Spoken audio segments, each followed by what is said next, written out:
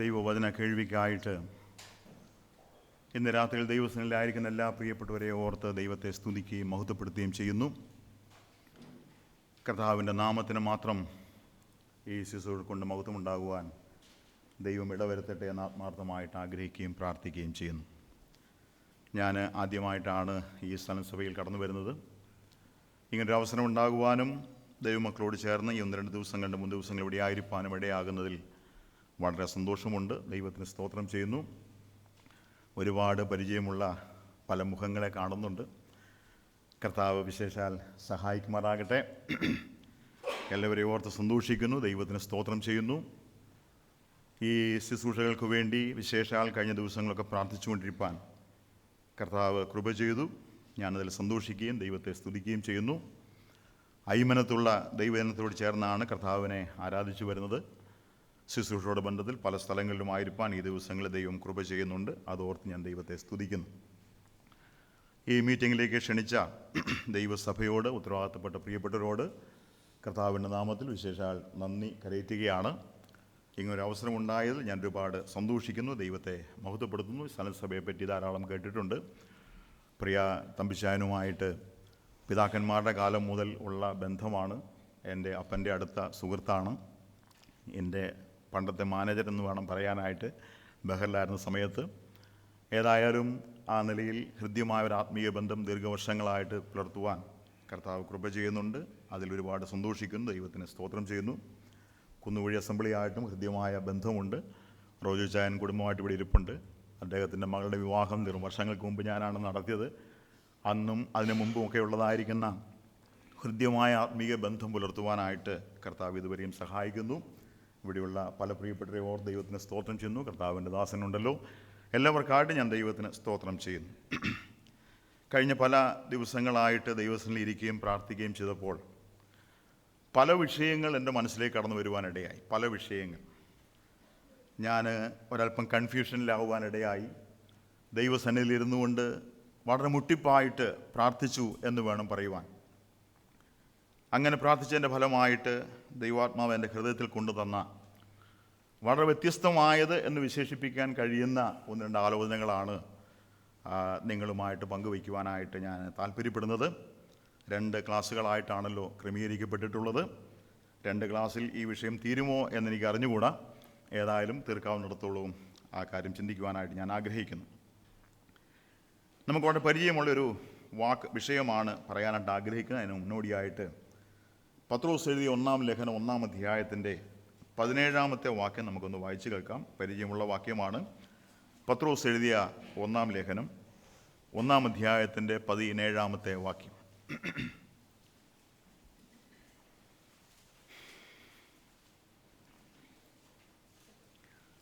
മുഖപക്ഷം കൂടാതെ ഓരോരുത്തൻ്റെ പ്രവൃത്തിക്ക് തക്കവണ്ണം ന്യായം വിധിക്കുന്നവനെ നിങ്ങൾ പിതാവ് എന്ന് വിളിക്കുന്നുവെങ്കിൽ നിങ്ങളുടെ പ്രവാസകാലം ഭയത്തോടെ കഴിപ്പീൻ.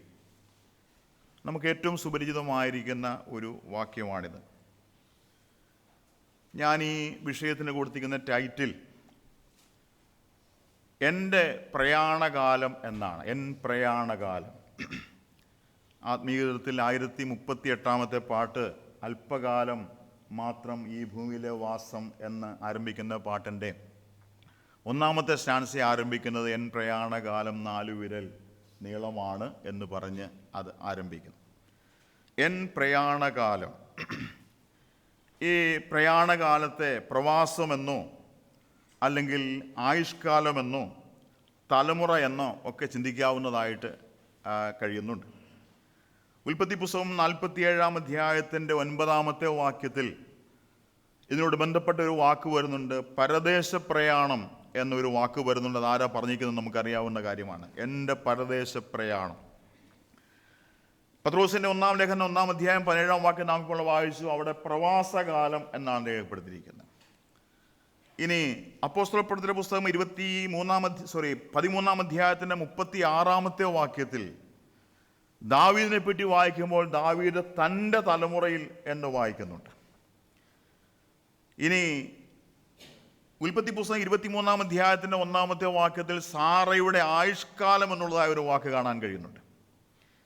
90-ാം സങ്കീർത്തനത്തിൻ്റെ 10-ാമത്തെ വാക്യത്തിൽ ഞങ്ങളുടെ ആയുഷ്കാലമെന്ന് മോശ പാടിയിട്ടുണ്ട്.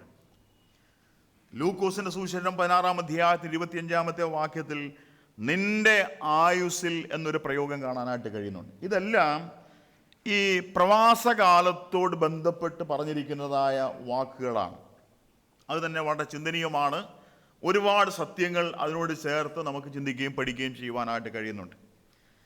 എൻ്റെ പ്രവാസകാലം ഈ ഭൂമിയിൽ ദൈവം അനുവദിച്ചിരിക്കുന്നത് ഭയത്തോടെ കഴിക്കുവാനായിട്ടുള്ള നിർദ്ദേശമാണ് പത്രോസ് തൻ്റെ അനുവാചകർക്കായിട്ട് നൽകി കൊടുക്കുന്നത്.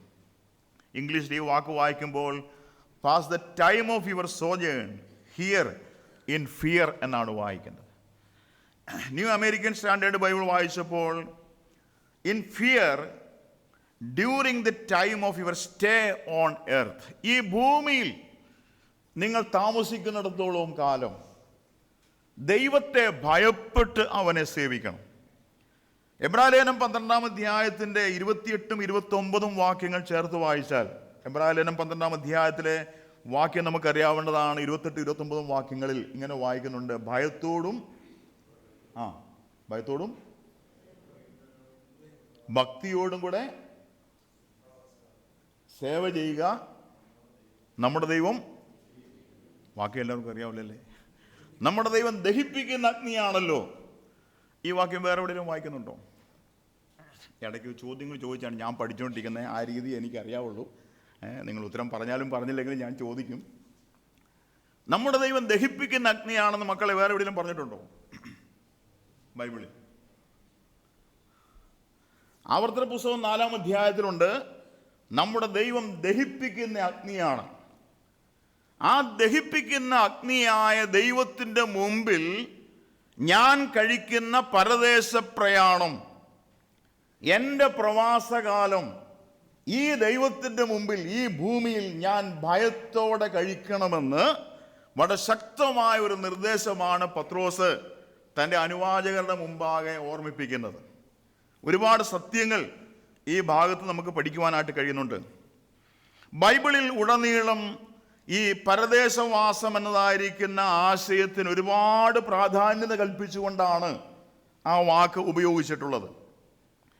3 പ്രധാനപ്പെട്ടതായ വിഷയങ്ങളോട് ബന്ധപ്പെട്ടാണ് ഈ പരദേശ പ്രയാണം എന്ന വാക്ക് തന്നെ വരുന്നത്. അതായത് വിശ്വാസം, അനുസരണം, ദൈവത്തിലുള്ളതായിരിക്കുന്ന ആശ്രയം. ഒന്നും കൂടെ പറയാം, വിശ്വാസം, അനുസരണം, ദൈവത്തിലുള്ളതായിരിക്കുന്ന ആശ്രയം. ഈ വിഷയങ്ങളുമായിട്ട് ബന്ധപ്പെട്ടാണ് ഈ പരദേശവാസം എന്നതായിരിക്കുന്ന ആ ഒരു പ്രയോഗം തന്നെ നിൽക്കുന്നത്. അപ്പം ഈ പരദേശ പ്രയാണത്തിൽ വിശ്വാസത്തിന്, ദൈവത്തോടുള്ളതായിരിക്കുന്ന അനുസരണത്തിന്, ദൈവത്തിലുള്ളതായിരിക്കുന്ന ആശ്രയത്തിന് ഒരുപാട് പ്രാധാന്യത തിരുവെഴുത്ത് നമ്മെ ശക്തമായിട്ട് ഓർമ്മിപ്പിക്കുന്നുണ്ട്. മാത്രമല്ല ബൈബിളിൽ പലപ്പോഴും ഈ താമസം അല്ലെങ്കിൽ താമസിക്കുക, സ്റ്റേ ചെയ്യുക എന്ന് പറഞ്ഞാക്കുന്ന വാക്കിൻ്റെ അർത്ഥം ഒരു സ്ഥിരതാമസത്തെ പറ്റി എവിടെയും വായിപ്പാനായിട്ട് കഴിയുന്നില്ല. മറിച്ച് നാം എന്താ വായിക്കുന്നത്? പരിമിതമായിരിക്കുന്ന കാലത്തേക്ക് ഒരു സ്ഥലത്ത് താമസിക്കുക, ഒരു സ്ഥലത്ത് സ്റ്റേ ചെയ്യുക. ഒരു ചുരുങ്ങിയ കാലഘട്ടം മാത്രമാണുള്ളത്. മോശ പാടിയത് എന്താ? ഞങ്ങളുടെ ആയുഷ്കാലം 70 സംവത്സരം ഏറെയായാൽ 80 എൻ്റെ പ്രതാപം പ്രയാസവും ദുഃഖവും അത്രേ, അത് വേഗം തീരുകയും ഞങ്ങൾ പറന്നു പോവുകയും ചെയ്യും. ഞങ്ങളുടെ മുമ്പിലുള്ളതായിരിക്കുന്ന ലക്ഷ്യം ഞങ്ങൾ ഇവിടെ ആയിരിക്കുക എന്നുള്ളതല്ല, ഞങ്ങളിന് അപ്പുറത്തുള്ളതായിരിക്കുന്ന നിത്യമായ ഒരു ഘട്ടത്തിലേക്ക് ഞങ്ങൾ നീങ്ങേണ്ടതായതുകൊണ്ട് ഈ പരദേശ പ്രയാണം ഭയത്തോടെ കഴിക്കുവാൻ ദൈവത്തിൻ്റെ ആത്മാവ് നമ്മെ ഉദ്ബോധിപ്പിക്കുകയാണ്.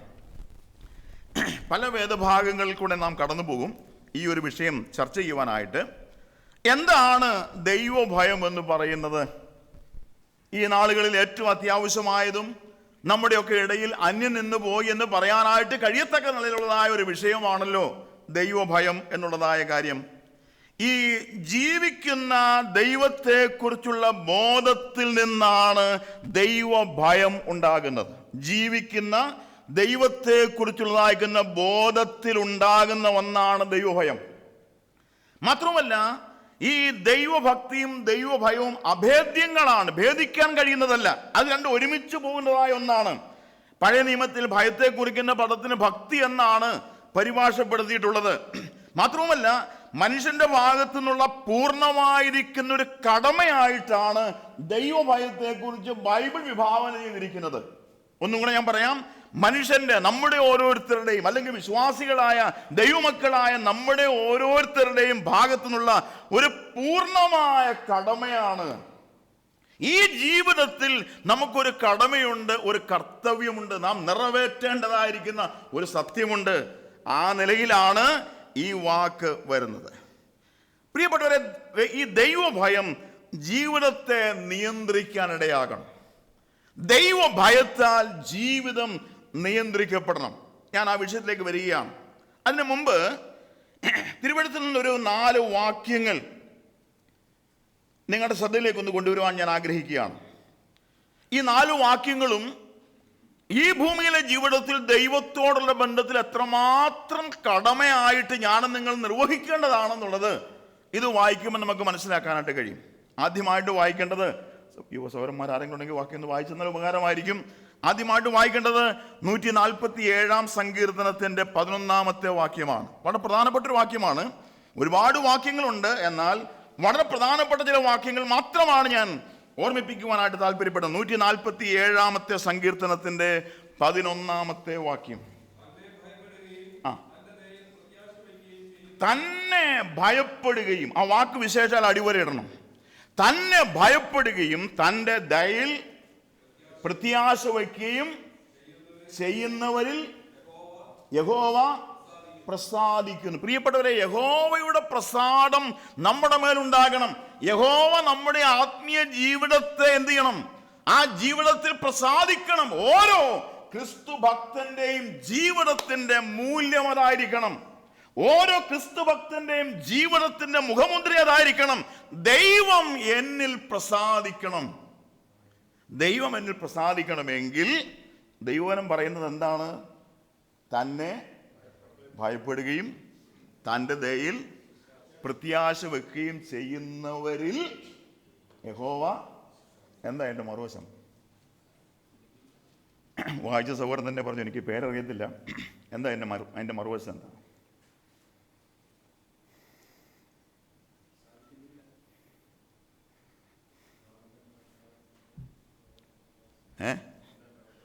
തന്നെ ഭയപ്പെടാതിരിക്കുകയും തൻ്റെ ദയയിൽ പ്രത്യാശിക്കാതിരിക്കുകയും ചെയ്യുന്നവരിൽ ദൈവം പ്രസാദിക്കുന്നില്ല. വിശ്വാസിയാണോ? വിശ്വാസിയാണോ? ആണെന്ന് പറയണോ? അല്ലെന്ന് പറയണോ? വിശ്വാസിയാണ്. ആരാധനയ്ക്ക് പോകുന്ന ആളാണോ? കർത്താവിൻ്റെ മേശ പങ്കാളിയാണോ? ദൈവത്തെ സ്ഥിരമായിട്ട് ആരാധിക്കുന്ന ആളാണോ? ഇതൊക്കെ ആകാം, ഒരു മാറ്റവുമില്ല. എന്നാൽ തിരുവെഴുത്തിലെ ഈ വാക്യത്തിൻ്റെ പ്രാധാന്യത ഈ നാളുകളിൽ എത്രമാത്രം ഞാനും നിങ്ങളും ഗൗരവമായിട്ട് എടുക്കുന്നുണ്ട്. ഇതെന്നോട് ദൈവാത്മാവ് സംസാരിച്ച വിഷയമാകട്ടോ. ഞാൻ ആത്മാർത്ഥമായിട്ട് പറയട്ടെ, വളരെ വളരെ വ്യക്തമായിട്ട് ദൈവാത്മാവ് എന്നോട് സംസാരിച്ച വിഷയമാണ്. ഞാനൊരു ബൈബിൾ സ്കൂളിൽ പോയൊന്നും സ്ഥിരമായിട്ട് പഠിച്ചിട്ടില്ല. ഒരുപാട് ജീവിത അനുഭവങ്ങളിൽ കൂടി കടന്നുപോയൊരു വ്യക്തിയാണ് ഞാൻ. ശരീരത്തിൽ കണ്ടാൽ വലിയ കുഴപ്പമൊന്നുമില്ല, പക്ഷേ ഒരു കിഡ്നി എനിക്കുള്ള ഒന്ന് റിമൂവ് ചെയ്തതാണ്. ഒരുപാട് പ്രശ്നങ്ങൾ അത് മുഖാന്തരമുണ്ട്. എൻ്റെ ഭാര്യ എത്രയോ വർഷങ്ങളായിട്ട് തമ്പിച്ചാനറിയാം, ഞാൻ എന്ത് പറഞ്ഞാലും തമ്പിച്ചാനൻ സാക്ഷിയാണ്, കാരണം തമ്പിച്ചാനെല്ലാം അറിയാം. എത്രയോ വർഷങ്ങളായിട്ട് എൻ്റെ ഭാര്യ മെഡിസിൻ കഴിക്കുന്ന ആളാണ്. ഒരുപാട് പ്രശ്നങ്ങൾ കൂടി ഞാൻ കടന്നു പോയിട്ടുണ്ട്. ഇന്നും അത് തുടരുകയാണ്. ദൈവമേ, ഇന്ന് കുഴപ്പമൊന്നുമില്ല, പക്ഷേ മരുന്നില്ലാതെ ജീവിക്കാണ്ട് പറ്റാത്തതായിരിക്കുന്ന ഒരു സാഹചര്യമാണ് ഞങ്ങൾക്ക് 2 പേർക്കും ഉള്ളത്. അതൊക്കെ അവിടെ നിൽക്കട്ടെ. എൻ്റെ ജീവിതത്തിൻ്റെ വ്യക്തിപരമായ അനുഭവങ്ങളുടെ മധ്യത്തിൽ ഉറങ്ങാൻ കഴിയാത്ത ഒരുപാട് രാത്രികൾ ദൈവം എനിക്ക് തന്നിട്ടുണ്ട്. ഞാൻ സന്തോഷത്തോടെ അത് ഓർക്കുകയാണ്. ആ ഉറങ്ങാൻ കഴിയാത്തതാകുന്ന രാത്രികളിൽ ഞാൻ ഇരുന്ന് ദൈവവചനം വായിച്ച് ധ്യാനിച്ച് പഠിക്കാൻ ശ്രമിച്ചതായ കാര്യങ്ങളാണ് ഇന്ന് അനേക സ്ഥലങ്ങളിൽ പോയി പറയാൻ ദൈവം എന്നോട് കൃപ ചെയ്യുന്നത്. ഞാൻ അതിൽ ഒരുപാട് സന്തോഷമുള്ളവനാണ്. ഈ സന്ദേശത്തിൻ്റെ പിന്നിൽ ഒരുപാട് ത്യാഗം കഴിക്കാൻ കർത്താവ് എന്നോട് കൃപ കാണിച്ചിട്ടുണ്ട്. ഞാനത് വളരെ സന്തോഷത്തോടു കൂടിയാണ് നിങ്ങളുടെ മുമ്പാകെ നിൽക്കുന്നത്. 1 വാക്യം നാം വായിച്ചു. തന്നെ ഭയപ്പെടുകയും മറന്നു പോകരുത് കേട്ടോ മക്കളെ, കൊച്ചുമക്കളും ശ്രദ്ധിച്ചോണം. മറന്നു പോകാൻ ഇടയാകരുത്. തൻ്റെ ദയയിൽ പ്രത്യാശ വയ്ക്കുകയും ചെയ്യുന്നവരിൽ യഹോവ പ്രസാദിക്കുന്നു എന്ന് പറയുമ്പോൾ അതിലൊരു മറുവശം കൂടെ ഉണ്ടെന്ന് ഓർത്തിരിക്കണം. രണ്ടാമത്തെ വാക്യം, നെഹമ്യാവിൻ്റെ പുസ്തകം 5-ാം അധ്യായത്തിൻ്റെ 9-ാമത്തെ വാക്യത്തിൽ നമ്മുടെ പ്രായോഗിക ജീവിതത്തിൻ്റെ മുമ്പിലുള്ള ഒരു ചോദ്യം വരുന്നുണ്ട്. പ്രായോഗിക ജീവിതത്തോട് ബന്ധത്തിൽ ചോദിക്കപ്പെടേണ്ട ഒരു ചോദ്യം വരുന്നുണ്ട്. നെഹമ്യാവിൻ്റെ പുസ്തകം 5-ാം അധ്യായത്തിൻ്റെ 9-ാമത്തെ വാക്യത്തിൽ,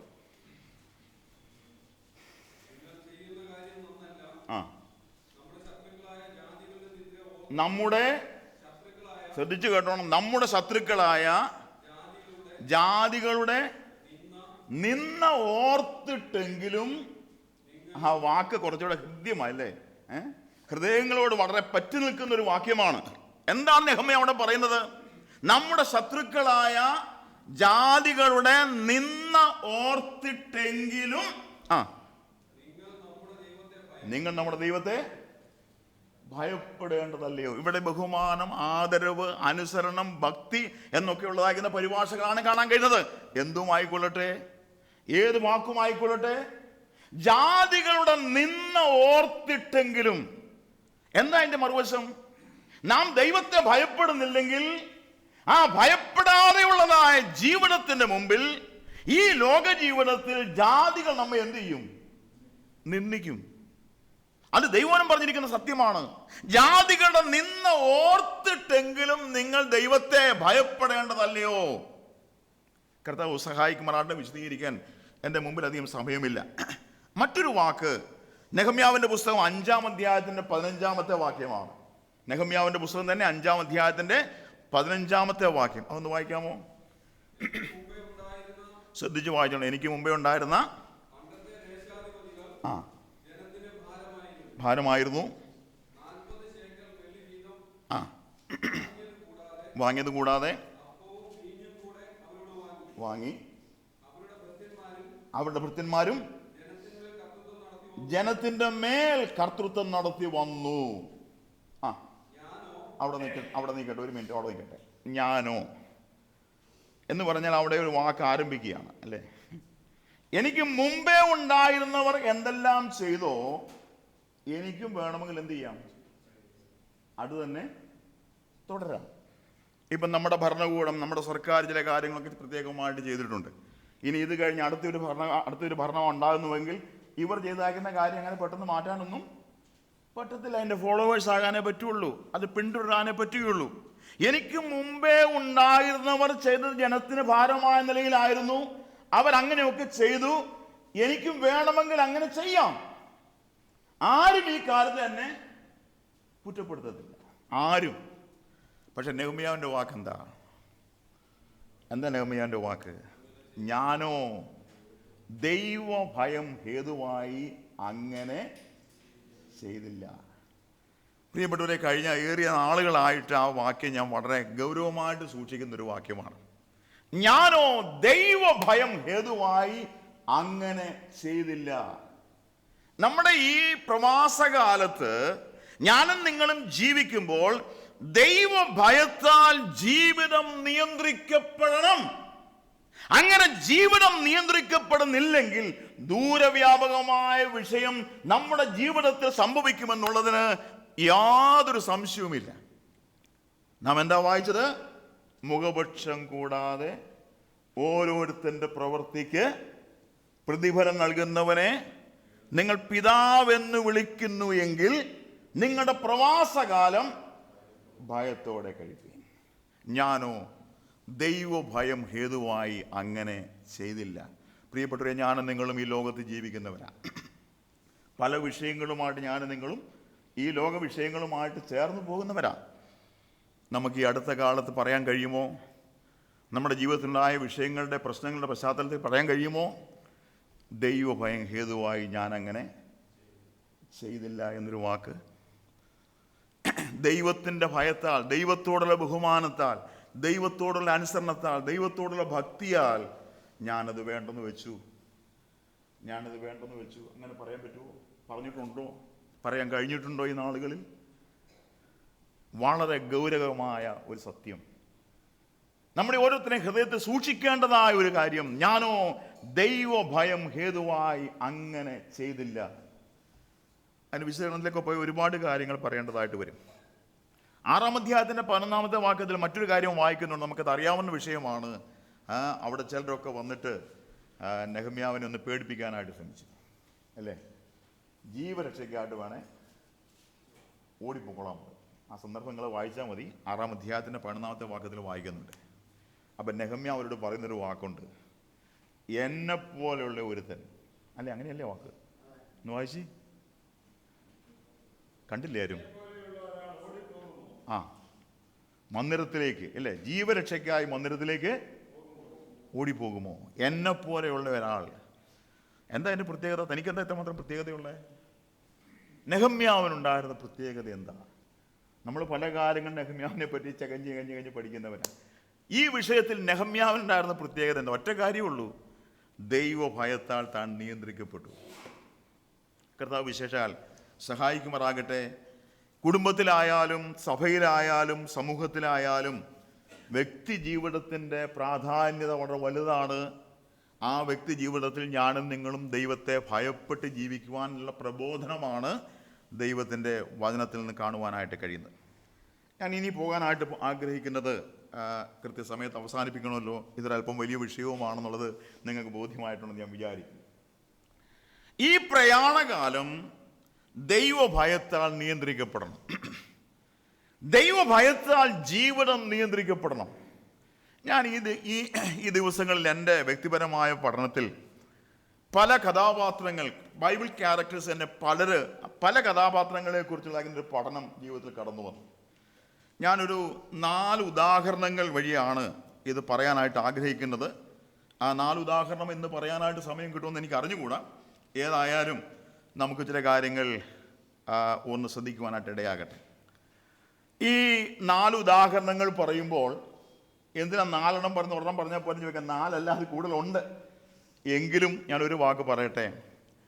ദൈവഭയത്താൽ, ഇതുവരെ പറഞ്ഞ വിഷയങ്ങൾ ഉൾക്കൊണ്ടിച്ചുകൊണ്ട് പറയട്ടെ, ദൈവഭയത്താൽ ജീവിതത്തെ നിയന്ത്രിക്കാൻ കഴിയാതെ വന്നതുകൊണ്ടുള്ള പരാജയം സംഭവിച്ച 4 വ്യക്തികളെ കുറിച്ചാണ് പറയാൻ പോകുന്നത്. ഈ 4 പരാജയങ്ങൾ എന്ന് പറഞ്ഞാൽ, അല്ലെങ്കിൽ 4 വ്യക്തികൾ മുഖാന്തരം ഉണ്ടായ പരാജയം എന്ന് പറഞ്ഞാൽ അത് ബൈബിളിൽ കാണുന്ന ഒരു സാധാരണ സംഭവമായിട്ടല്ല കാണുന്നത്, വളരെ റെയറായിട്ട് കാണുന്നതായ സംഭവമായതുകൊണ്ടാണ് ഈ 4 കാര്യങ്ങൾ ഞാൻ ശ്രദ്ധിക്കുവാനായിട്ട് ഇടയായത്. 4 അല്ല, അതിൽ കൂടുതലുണ്ട്, പക്ഷേ ഒരു 4 കാര്യങ്ങളെങ്കിലും കുറഞ്ഞത് ഇന്ന് രാത്രി പങ്കുവെക്കണമെന്നാണ് ഞാൻ ആഗ്രഹിക്കുന്നത്. ആദ്യത്തെ വ്യക്തി ശലോമോൻ രാജാവാണ്. ശലോമോൻ എന്ന് കേൾക്കുമ്പോൾ തന്നെ ആ വിഷയം എന്തൊക്കെയാണെന്ന് നമ്മുടെ മനസ്സിലേക്ക് ഓടി വരുന്നുണ്ട്. ശലോമോനെ കുറിച്ചുള്ളതായ ചില വാക്കുകൾ നമുക്ക് ഒന്ന് വായിച്ചു കേൾക്കാം. അതായത്, ശലോമോനെ ദൈവം രാജസ്ഥാനത്തേക്ക് ആക്കുമ്പോൾ ദൈവത്തിൻ്റെ ഹൃദയത്തിൽ ഒരു പ്രത്യേക താല്പര്യമുണ്ടാകും, അല്ലേ? വായിച്ചിട്ടുള്ളത് അങ്ങനെയാണല്ലോ. ദിനവൃത്താന്തങ്ങൾ 1-ാം പുസ്തകം പരിശോധിച്ചാൽ 22-ാമത്തെ അധ്യായത്തിന് 9-ഉം 10-ഉം വാക്യങ്ങളൊക്കെ വായിച്ചത് വ്യക്തമായിട്ട് കാണാൻ കഴിയും. ദിനവൃത്താന്തങ്ങൾ 1-ാം പുസ്തകം, ഫസ്റ്റ് ക്രോണിക്കൽസ് ചാപ്റ്റർ 22, 22-ാം അധ്യായത്തിന് 9-ഉം 10-ഉം വാക്യങ്ങൾ വായിച്ചാൽ ഈ വാക്കുകൾ വ്യക്തമായിട്ട് കാണാൻ കഴിയും. ദൈവത്തിന് ഈ രാജഭാരം രാജ്യഭരണം ശലോമോനെ ഏൽപ്പിച്ചപ്പോൾ ശലോമോനിൽ കൂടെ ഉണ്ടായിരുന്ന ദൈവത്തിൻ്റെ താല്പര്യം എന്താണെന്ന് വ്യക്തമായിട്ട് അവിടെ രേഖപ്പെടുത്തിയിട്ടുണ്ട്. ദാവീദിൻ്റെ മകൻ എന്നുള്ളതായ നിലയിൽ ദൈവം പ്രത്യേകമായ ചില പരിഗണനകളൊക്കെ ശലോമോന് കൊടുത്തതായിട്ടും മനസ്സിലാക്കാനായിട്ട് കഴിയുന്നുണ്ട്. അതൊക്കെ ആ ഒരു ഭാഗത്ത് നിൽക്കട്ടെ. ഈ ശലോമോനെ പറ്റിയുള്ള ദൈവത്തിൻ്റെ താല്പര്യം ശലോമോന് നിവർത്തിക്കാൻ കഴിയാതെ വന്നു. ആ സംഭവങ്ങളൊക്കെ നമുക്കറിയാം. എന്നാൽ രാജാക്കന്മാരുടെ 1-ാം പുസ്തകം 11-ാം അധ്യായത്തിൻ്റെ 1 മുതൽ 14 വരെയുള്ളതായ വാക്യങ്ങൾ വായിച്ചാൽ, first Kings chapter 11 versus 1 to 14, ഈ 15 വാക്യങ്ങൾ വായിച്ചാൽ ശലോമോൻ ഉണ്ടായതായ പ്രശ്നങ്ങളെ പറ്റിയുള്ള ഒരു വിശദമായ റിപ്പോർട്ട് അവിടെ കാണാൻ കഴിയുന്നുണ്ട്. ആ റിപ്പോർട്ട് പരിശോധിക്കുമ്പോൾ, എല്ലാ വാക്യങ്ങളും ഇപ്പോൾ വായിച്ചെടുക്കേണ്ട സമയമില്ല, നിങ്ങൾ നോക്കിയിരുന്നാൽ മതി, അല്ലെ കേട്ടിരുന്നാൽ മതി, അല്ലെ നോട്ട് ചെയ്താൽ മതി, നിങ്ങൾക്ക് പിന്നീട് വായിക്കാം. ആ വിഷയം നാം പഠിക്കുമ്പോൾ ഇതാണ് നമ്മുടെ മുമ്പിൽ വരുന്നത്. എന്ത്? ദൈവഭയത്താൽ ജീവിതം നിയന്ത്രിക്കപ്പെടാൻ കഴിയാത്തത് കൊണ്ട് വന്നതായ വലിയ ഭവിഷ്യത്ത്. നാം കൊരിന്ത്യർക്കെതിരെ 1-ാം ലേഖനം 10-ാം അധ്യായത്തിൽ വായിക്കുന്നുണ്ട്, അവർക്ക് സംഭവിച്ചത് നമുക്ക് എന്തായിട്ടാ? നമുക്ക് ബുദ്ധി ഉപദേശത്തിനായിട്ട് അവർക്ക് സംഭവിച്ച പോലെ നമുക്ക് സംഭവിക്കാതിരിക്കാനുള്ള ബുദ്ധി ഉപദേശമാണ്. പ്രിയപ്പെട്ടവരെ, ദൈവത്തിന്റെ വചനത്തിൽ അത് വ്യക്തമായി പരിശുദ്ധാത്മാവ് പറഞ്ഞിരിക്കുന്നതുകൊണ്ട് ഈ വാക്കുകളും നമ്മുടെ ബുദ്ധി ഉപദേശത്തിന് കാരണമായി തീരട്ടെ. കർത്താവ് നമ്മെ വിശേഷാൽ സഹായിക്കുമാറാകട്ടെ. ശലോമോനെ സംബന്ധിച്ച് 4 കാര്യങ്ങൾ ആ ഭാഗത്ത് കാണാൻ കഴിയുന്നുണ്ട്. ഒന്ന്, 2-3 വാക്യങ്ങൾ വായിച്ചാൽ 11-ാം അധ്യായം എല്ലാ വാക്യങ്ങൾ വായിക്കണം, നിങ്ങൾ നോക്കിയാൽ മതി.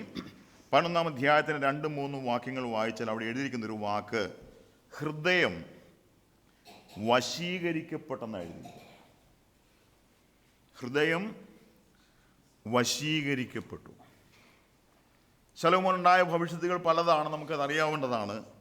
എന്നാൽ അവിടെ ദൈവത്തിൻ്റെ പരിശുദ്ധാത്മാവ് ശക്തമായ ഒരു വാക്ക് മലയാള ഭാഷയിൽ ഉപയോഗിച്ചിട്ടുണ്ട്. ശലോമോന്റെ ഹൃദയം വശീകരിക്കപ്പെട്ടു. ഇത് ശലോമോന് സംഭവിച്ചു. നമുക്ക് സംഭവിക്കാമോ? നമുക്കൊരു മുന്നറിയിപ്പല്ലേ ഇത്? പ്രിയപ്പെട്ടവരെ, ദൈവഭയത്താൽ ജീവിതം നിയന്ത്രിക്കപ്പെടുന്നില്ല എങ്കിൽ നമ്മുടെ ഹൃദയം ദൈവസന്നിധിയിലായിരിക്കുന്ന ഓരോരുത്തരോടും ഞാൻ വ്യക്തമായി പറയട്ടെ, ഈ ലോക ജീവിതത്തിൽ ഹൃദയം നമ്മെ വശീകരിക്കും. ഹൃദയം വശീകരിച്ച് എവിടേക്കാണ് കൊണ്ടുപോകുന്നത്? ഹൃദയം വശീകരിക്കപ്പെടുന്നതുകൊണ്ട് സംഭവിക്കുന്ന അനർത്ഥം എന്താണ്?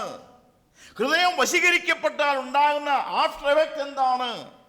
ഒരുപാട് ചോദ്യങ്ങൾ അവിടെയുണ്ട്. ഒരുപാട് ചോദ്യങ്ങൾ നിങ്ങൾക്ക് ധ്യാനത്തിനായി ഞാനങ്ങ് ഏൽപ്പിച്ചു തരാം. ഹൃദയം വശീകരിക്കപ്പെട്ടു. ആകർഷിക്കപ്പെടുന്നതിൻ്റെ അനന്തരഫലമാണ് വശീകരണം ഉണ്ടാകുന്നത്. ആ വാക്ക് നമുക്ക് പരിചയമുള്ളതാണല്ലോ. നമ്മുടെ ഹൃദയം വശീകരിക്കപ്പെടുവാനുള്ള സാധ്യത വളരെ കൂടുതലാണ് ഒരാത്മീയനായിട്ട് ഈ ഭൂമിയിൽ ജീവിക്കാൻ സാധിക്കുമ്പോൾ. അല്ലെങ്കിൽ മറ്റു വാക്ക് പറയാം, തെസ്സലോനിക്കത്തെ വായിക്കുന്ന പോലെ ഭക്തിയോടെ ജീവിക്കാൻ താല്പര്യപ്പെടുന്നവർക്കൊക്കെ എന്തുണ്ട്? ഉപദ്രവമുണ്ട്. മഹോദരത്തിന്റെ കാര്യമല്ല കേട്ടോ. ഭക്തിയോടെ ജീവിക്കുവാൻ താല്പര്യപ്പെടുന്നവർക്കൊക്കെ ഉപദ്രവം ഉണ്ടാകുമെന്ന് പൗലോസ് പറഞ്ഞിട്ടുണ്ട്. പ്രിയപ്പെട്ടവരെ, ഇവിടെ ഒരു വാക്ക് ഗൗരവമായി ശ്രദ്ധിക്കണം. ഈ ലോകം നമ്മെ വശീകരിച്ചു കൊണ്ടിരിക്കുകയാണ്. നമുക്ക് പോരാട്ടമുണ്ടോ? എന്തായിരുന്നു മിണ്ടാത്ത? പോരാട്ടമുണ്ടോ?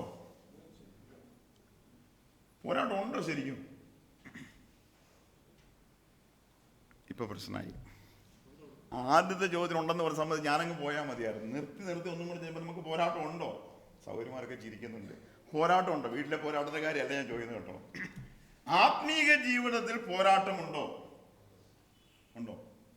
പോരാട്ടം ഉണ്ടാകണമെങ്കിൽ ഒരു ശക്തി പിന്നെ മറ്റൊരു ശക്തിയേക്കാൾ പറഞ്ഞേ ഒരു ശക്തി, നമ്മൾ 2 ശക്തി ഉണ്ടല്ലോ. ഒരു ശക്തി, ഇതെന്താ എന്തോ ഒരു ക്ലൂ കിട്ടുന്നുണ്ട്, അതുകൊണ്ടാണ് നിങ്ങൾ മിണ്ടാത്തെ. ഒരു ശക്തി മറ്റൊരു ശക്തിയേക്കാൾ കൂടുതലാണെങ്കിൽ മാത്രമേ പോരാട്ടം ഉണ്ടാകുള്ളൂ. നമ്മളിലേതാ 2 ശക്തി ഉള്ളത്? ജഡശക്തിയുണ്ട്, ആത്മീയശക്തിയുണ്ട്. നമ്മുടെ ആത്മീയ ശക്തിക്ക് പോരാടാനായിട്ടുള്ള വീര്യമുണ്ടോ? ഉണ്ടെങ്കിൽ ഉണ്ടെന്ന് പറയണം, ഇല്ലെന്ന് പറയണം. അതോ പോരാട്ടം ഉണ്ടോ? അതോ പോരാട്ടം റിവേഴ്സായിട്ടാണോ വരുന്നത്? ക്രിക്കറ്റ് കണ്ടിട്ടുള്ള പിള്ളേർക്കറിയാം, പണ്ട്. ഇപ്പം ബംഗ്ലാദേശ് മോശമൊന്നുമില്ല. ഇപ്പം ബംഗ്ലാദേശ് നല്ലൊരു ടീമാണ് കേട്ടോ. ന്യൂസിലാൻഡിൻ്റെയും അല്ലെങ്കിൽ മറ്റേ വേറെ നല്ലൊരു ടീമിൻ്റെയും ബംഗ്ലാദേശിൻ്റെ കളി കണ്ടുകൊണ്ടിരിക്കാൻ ഒരു രസവുമില്ല. കാരണം എന്താ പറയുക, ഒരു ശക്തി മറ്റേ ശക്തിയൊക്കെ ഭയങ്കര ശക്തിയായിട്ട് നിൽക്കുക, വല്ല പ്രബലമായിട്ട് നിൽക്കുക. ഫുട്ബോൾ ആണെങ്കിലും അങ്ങനെ തന്നെയാണ്. കണ്ടിരിക്കാൻ ഒരു രസമില്ല. ഈ തുല്യ ശക്തിയാകുമ്പോഴാണ് പോരാട്ടത്തിൻ്റെ വീര്യം കൂടുന്നത്. നമുക്ക് പോരാട്ടം ഉണ്ടോ പ്രിയപ്പെട്ടവരെ? നമ്മൾ ഏത് ശക്തിയാണെന്ന് പ്രബലമായിരിക്കുന്നത്? പൗലോസ് പ്രാർത്ഥിക്കുന്ന ഒരു പ്രാർത്ഥനയുണ്ടല്ലോ എഫേസ്യ ലേഖനത്തിൽ. നിങ്ങളുടെ അകത്തെ മനുഷ്യൻ എങ്ങനെ ബലപ്പെടണമെന്ന? ശക്തിയോടെ ബലപ്പെടണമെന്നല്ല, ശക്തിയോടെ ബലപ്പെടണം. എന്താ കാരണം? ഈ പോരാട്ടം നമ്മൾ ഉണ്ടാകണം. ഈ 2 ശക്തികൾ തുല്യമാകുമ്പോഴാണ് പോരാട്ട വീര്യമുള്ളത്. അല്ലെങ്കിൽ പോരാട്ടം ഇല്ലെന്ന് വേണം പറയാൻ. നമ്മിലെ ആത്മീക ശക്തി നമ്മളുണ്ടാക്കുന്ന ജഡീക ശക്തിയുമായിട്ടുള്ള പോരാട്ടത്തിൽ ശക്തി പ്രാപിക്കുന്നുണ്ടോ? വാസ്തവമായിട്ട് ചിന്തിക്കുക. ഹൃദയം വശീകരിക്കപ്പെട്ടാൽ ശക്തി നഷ്ടപ്പെട്ടു പോകും. മറ്റൊരു കാര്യം, 4-ാമത്തെ വാക്യത്തിൽ വായിച്ചത് ഹൃദയം എങ്ങനെയായിരുന്നില്ല? ഏകാഗ്രമായിരുന്നില്ല. പ്രിയപ്പെട്ടവർ, ഇതൊക്കെ വളരെ നോട്ട് ചെയ്യേണ്ടതായ വാക്കുകളാണ്. ഇതൊക്കെ നമുക്കറിയാവുന്നതാണ്, ശ്രദ്ധിക്കേണ്ടതുമാണ്. ഹൃദയം വശീകരിക്കപ്പെട്ടു. മറ്റൊരു ഭാഗത്ത് വായിക്കുന്നത്, വാക്യം വായിച്ചു, 4-ാമത്തെ വാക്യത്തിൽ വായിക്കുന്നത്, അവന്റെ ഹൃദയം ഏകാഗ്രമായിരുന്നില്ല. ഈ ഹൃദയം ഏകാഗ്രമാക്കേണ്ടതിന്റെ ആവശ്യകത അറിയാമോ? ദാവീദ് 86-ാം സങ്കീർത്തനത്തിൽ ശ്രദ്ധേയമായ ഒരു പ്രാർത്ഥന പ്രാർത്ഥിച്ചു. എന്താണെന്നറിയാമോ? നിന്നെ ഭയപ്പെടുവാൻ തക്കവണ്ണം എൻ്റെ ഹൃദയത്തെ ഏകാഗ്രമാക്കണമേ എന്നുള്ള ദാവീദിന്റെ പ്രാർത്ഥന 86-ാം സങ്കീർത്തനത്തിലുണ്ട്. നിങ്ങൾ വായിച്ചു നോക്കൂ. ഹൃദയം ഏകാഗ്രമായിരിക്കണം. ഈ ആശയം പുതിയ നിയമത്തിലുണ്ടോ? പലതിനെ ചൊല്ലി എന്ത് ചെയ്യുന്ന വിചാരപ്പെടുന്ന ഹൃദയം ഏകാഗ്രമായിരിക്കണം. ഒരാത്മീയനെ സംബന്ധിച്ച്, ഒരു ക്രിസ്തു വിശ്വാസിയെ സംബന്ധിച്ച് അവന്റെ ഹൃദയം ദൈവസന്നിധിയിൽ ഏകാഗ്രമായിരിക്കണം. ഇത് ദൈവത്തിന്റെ വലിയ ശക്തിയുള്ള ഒരു പ്രമാണമായിട്ടാണ് കാണുവാനായിട്ട് കഴിയുന്നത്. മറ്റൊരു വാക്ക് സലോമോനെ പറ്റി വായിക്കുന്നത് 5-ാം വാക്യത്തിലും 8-ാം വാക്യത്തിലുണ്ട്. ആ ഹൃദയം അന്യ ദേവന്മാരിലേക്ക് തിരിഞ്ഞെന്നാണ് വായിക്കുന്നത്. അന്യദേവന്മാരിലേക്ക് തിരിഞ്ഞു. ഞാൻ വിശദീകരിക്കുന്നില്ല. അന്യദേവന്മാരൊക്കെ ആരാണെന്ന് നമുക്കറിയാമല്ലോ. അതിൻ്റെ ഒരു വിശദീകരണത്തിലേക്ക് പോയാൽ ഒരുപാട് സമയം ആവശ്യമായിട്ട് വരും. നിങ്ങളുടെ പഠനത്തിനായിട്ട് ഞാൻ അത് ഏൽപ്പിച്ചിരിക്കുകയാണ്. ഇനി 9-ാമത്തെ വാക്യത്തിൽ മറ്റൊരു കാര്യം കാണാൻ കഴിയുന്നു. 4-ാമത്തെ കാര്യം, യഹോവയെ വിട്ട് തൻ്റെ ഹൃദയം തിരിച്ചു എന്നാണ് വായിക്കുന്നത്. യഹോവയെ വിട്ട് തൻ്റെ ഹൃദയം തിരിഞ്ഞുപോയി, തിരിച്ചു വന്നു. പ്രിയപ്പെട്ടവരെ, വളരെ ഗൗരവമേറിയ ഒരു 4 കാര്യങ്ങൾ. ഈ 4 കാര്യങ്ങളും ഇതിൽ വിശദീകരിക്കേണ്ടതാണ്. വിശദീകരിക്കാനുള്ള നോട്ട്സും ഒക്കെ ഇവിടെ ഉണ്ട്. പക്ഷെ ഞാൻ ഇങ്ങനെ ഒന്ന് പറഞ്ഞ ആ ഭാഗം മുമ്പോട്ട് കൊണ്ടുപോട്ടെ. ദൈവഭയത്താൽ ജീവിതം നിയന്ത്രിക്കപ്പെട്ടില്ല എങ്കിൽ ഈ 4 കാര്യങ്ങൾ ശലോമോന് സംഭവിച്ചത് നമുക്കും സംഭവിക്കാം. ശലോമോന് സംഭവിച്ചത് ശലോമോൻ അല്ലേ എന്ന് പറയുന്നതിനകത്തല്ല ന്യായമിരിക്കുന്നത്. ശലോമോന് സംഭവിച്ചത് നമുക്കും സംഭവിക്കാം. അതുകൊണ്ടാണ് പത്രോസ് ഗൗരവമായി പറയുന്നത്, മുഖപക്ഷം കൂടാതെ ഓരോരുത്തൻ്റെ പ്രവൃത്തിക്ക് ന്യായം വിധിക്കുന്നവനെ നിങ്ങൾ പിതാവ് എന്ന് വിളിക്കുന്നുവെങ്കിൽ നിങ്ങളുടെ പ്രവാസകാലം ഭയത്തോടെ കഴിപ്പീൻ. ശലോമോന് സംഭവിച്ച വലിയ പരാജയം എങ്ങനെ സംഭവിച്ചു? ഒറ്റ കാര്യമാണ് ഇതിൻ്റെ അടിസ്ഥാന വിഷയം. ഒറ്റ കാര്യം, ദൈവഭയത്താൽ ജീവിതം നിയന്ത്രിക്കപ്പെട്ടില്ല. പ്രിയപ്പെട്ടവർ, ഇതൊരു വലിയൊരു മുന്നറിയിപ്പാണ്. മുന്നറിയിപ്പുകളെ നമ്മുടെ ബുദ്ധി ഉപദേശത്തിനായിട്ടാണ് ദൈവവചനത്തിൽ നമ്മെ ഓർമ്മിപ്പിക്കുന്നത്. ഈ മുന്നറിയിപ്പുകളെ അവഗണിച്ചുകൊണ്ട് ആർക്കും മുമ്പോട്ട് പോകാൻ ഇടയാകരുത്. ഗൗരവമായി ഞാൻ പറയാം, മുന്നറിയിപ്പുകളെ അവഗണിക്കാതെ മുന്നറിയിപ്പുകളെ ഏറ്റെടുത്തുകൊണ്ട് അത് നമുക്ക് വേണ്ടിയുള്ളതാണെന്നുള്ള ആ വലിയ വസ്തുതയിൽ തിരിച്ചറിഞ്ഞുകൊണ്ട് മുന്നോട്ട് പോകുവാൻ കർത്താവ് നമ്മെ സഹായിക്കുമാറാകട്ടെ. ഞാൻ 2-ാമത്തെ ഉദാഹരണത്തിലേക്ക് വരികയാണ്. 2-ാമത്തെ ഉദാഹരണം എന്ന് പറയുന്നത് രാജാക്കന്മാർ 1-ാം പുസ്തകം 12-ാം അധ്യായത്തിലുണ്ട്. യൊരോബെയാം ചെയ്തതായിരിക്കുന്ന കാര്യത്തെ പറ്റിയാണ് അവിടെ വായിക്കുന്നത്. ഇതെല്ലാം വിസ്തൃതമായ പഠനത്തിലുള്ളതാണ്. ഇതിലും അല്പം വ്യത്യസ്തമായ ചില കാര്യങ്ങളുള്ളതുകൊണ്ടാണ് ഞാൻ ഈ ഒരു ഉദാഹരണം എടുക്കുവാൻ ഇടയായത്. രാജാക്കന്മാരുടെ 1-ാം പുസ്തകം 12-ാം അധ്യായത്തിൻ്റെ 21 മുതൽ 33 വരെയുള്ളതായ വാക്യങ്ങൾ വായിക്കേണ്ടതായിട്ടുണ്ട്. ഇപ്പോൾ മുഴുവൻ വായിക്കേണ്ട, നിങ്ങൾ നോട്ട് ചെയ്താൽ മതി. രാജാക്കന്മാർ, ഫസ്റ്റ് കിങ്സ് ചാപ്റ്റർ 12, 21 മുതൽ 33 വരെയുള്ളതായ വാക്യങ്ങൾ വായിച്ചാൽ ഈ യൊരോബെയാം എന്ന രാജാവ്, ഇസ്രായേൽ രാജാവ്, ഇസ്രായേലിനെ ഭരിക്കേണ്ടവനാണ്. ദൈവത്തിൻ്റെ ജനത്തിന് മുമ്പിൽ ശുശ്രൂഷ ചെയ്യേണ്ടവനാണ്. ദൈവജനത്തെ നിയന്ത്രിക്കേണ്ടവനാണ്. യഹോവയുടെ ജനമെന്ന് വിശേഷിപ്പിക്കുന്ന ദൈവജനത്തെ ഭരിക്കുവാനായിട്ട് ദൈവത്താൽ എഴുന്നേൽപ്പിക്കപ്പെട്ടവൻ എന്നുള്ളതായ നിലയിലാണ് യൊരോബെയാമിനെ കാണുവാൻ കഴിയും. യൊരോബെയാമിന്റെ ചരിത്രത്തിലേക്കൊന്നും പോകാനായിട്ട് സാധിക്കുന്നില്ല. ആഗ്രഹമുണ്ട്, പക്ഷെ സാധിക്കുന്നില്ല.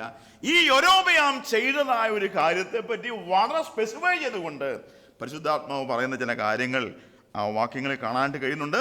രാജാക്കന്മാർ 1-ാം പുസ്തകം 12-ാം അധ്യായം എടുക്കാമോ എല്ലാവരും?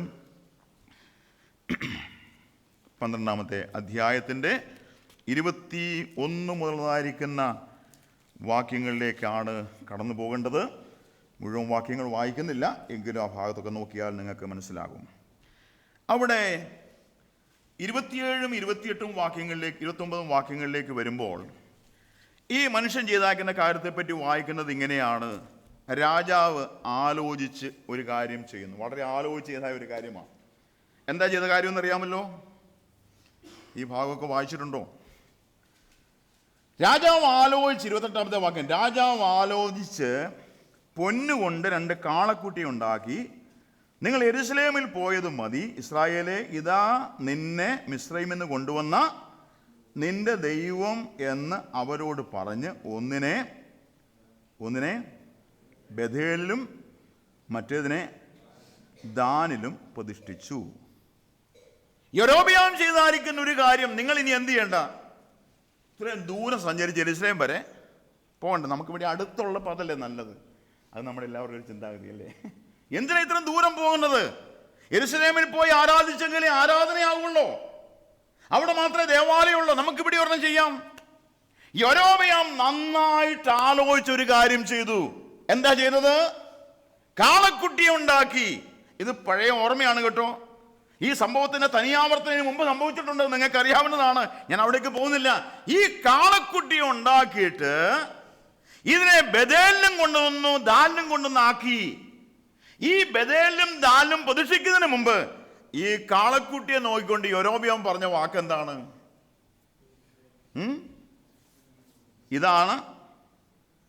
ഇതാ നിന്നെ മിസ്രയീം ദേശത്ത് കൊണ്ടുവന്ന നിന്റെ ദൈവം. ഇപ്പൊ 4 കാലും വാലുമായിട്ട് നിൽക്കുന്നു. ഇതാ നിന്നെ മിസ്രയീമിൽ നിന്ന് കൊണ്ടുവന്നായിരിക്കുന്ന ദൈവം. പ്രിയപ്പെട്ടവരെ, ലോകത്തിലേക്ക് ഇറങ്ങിച്ചെന്നിട്ട് ദൈവ ഭയത്തിന് വിധേയപ്പെടുവാൻ കഴിയാതെ വന്നപ്പോൾ ദൈവത്തെ പോലും മാറ്റി നിർത്തേണ്ട, അവിശ്വസിക്കേണ്ട, തള്ളിപ്പറയേണ്ടതായ നിലയിലേക്ക് ജീവിതം മാറ്റപ്പെട്ട വ്യക്തിത്വങ്ങളിൽ ഒന്നാണ് യൊരോബെയാമെങ്കിൽ, ഈ കാലത്ത് ദൈവജനത്തിന്റെ മധ്യത്തിലും ഇതിന്റെ തനിയാവർത്തനം നടന്നുകൊണ്ടിരിക്കുന്നു എന്ന് പറഞ്ഞാൽ നിങ്ങൾ ആരും എൻ്റെ നേരെ മുഖം ചുളിക്കുമെന്ന് ഞാൻ വിചാരിക്കുന്നില്ല. കാരണം നിങ്ങളൊക്കെ വാർത്തകൾ കേട്ടുകൊണ്ടിരിക്കുന്നതാണല്ലോ. ഇന്ന് ദൈവസഭയിൽ ദൈവത്തിനുള്ളതായിരിക്കുന്ന സ്ഥാനം എവിടെയാണ് നിൽക്കുന്നത്? ദൈവത്തെ ഭയത്തോടും ഭക്തിയോടും കൂടെ സേവിക്കുവാനായിട്ട് നമുക്ക് ലഭിച്ചിരിക്കുന്ന ഈ സാധ്യതകളെ നാം എങ്ങനെയാണ് ഉപയോഗിക്കുന്നത്? കർത്താവിൻ്റെ ദാസൻ ഇൻട്രഡക്ഷൻ പറഞ്ഞ കൂട്ടത്തിൽ എനിക്ക് വളരെ സന്തോഷം തോന്നിയൊരു വാക്ക് ഉദ്ധരിച്ചു. ദൈവാലയത്തിൽ വരുമ്പോഴെങ്കിലും വിശുദ്ധിയെക്കുറിച്ച് മറന്നു പോകാൻ പാടില്ല. ഭക്തിയോടും വിശുദ്ധിയോടും വേർപാടോടും കൂടെ ദൈവസന്നിധിയിലായിരിക്കുന്നതിന്റെ ഗൗരവം എന്ന് ദൈവജനത്തിന്റെ മധ്യത്തിൽ നിന്ന് മാറ്റപ്പെട്ടിരിക്കുന്നു. ഇതത്ര സുഖകരമായ സന്ദേശം എന്നാണ് എനിക്ക് തോന്നുന്നില്ല കേട്ടോ. ഹൃദയങ്ങൾക്ക് ആശ്വാസം ഉണ്ടാകേണ്ടതോ അല്ലെ പ്രത്യാശ വർദ്ധിക്കുന്നതോ ഒന്നും ആയിട്ട് ഇതുണ്ടാകുമെന്ന് എനിക്ക് തോന്നുന്നില്ല.